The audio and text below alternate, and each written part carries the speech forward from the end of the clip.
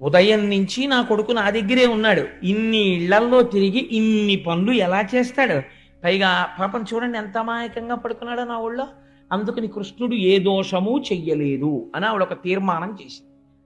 చేస్తే వాళ్ళకి అక్కసు వచ్చింది, ఆ గోపకాంతలకి అక్కసు వచ్చి వాళ్ళు అన్నారు, అవును మేము చెప్తే ఎందుకు నవ్వుతావులే అంటే, ఆవిడ మనసులో ఒక భావన ఉంది, మా వాడు ఇన్ని తప్పులు చేస్తే పట్టుకోవచ్చు కదా. అలా దొరికిపోతే పరమాత్మ ఇంకేముందండి, అందరూ పట్టేసుకుంటారు. అందుకని వాళ్ళు అన్నారు, నువ్వు ఇలాంటి సందర్భం ఒకటి మీ ఇంట్లో చేయకుండా ఉంటాడేంటి, ఏదో ఒక రోజు చేస్తాడు, అప్పుడు నువ్వేం చేస్తావో మేము చూస్తాం. ప్రతిరోజు ఈ అవకాశం కోసమే ఎదురు చూస్తాం. అది ఇలా రాగానే పోపు మాడిపోయినా మాకేం బాధలేదు, మీ ఇంటికి వచ్చి చూస్తాం ఏం చేస్తావో, అప్పుడు చూద్దామని వెళ్ళిపోయారు వాడు. ఆవిడనుకుంది అలా ఎందుకు చేస్తాడు పిల్లాడు, ఏమిటో భ్రమ, వీళ్ళు ఇలా అంటారు అనుకుంది. ఆయన వెంటనే ఆయన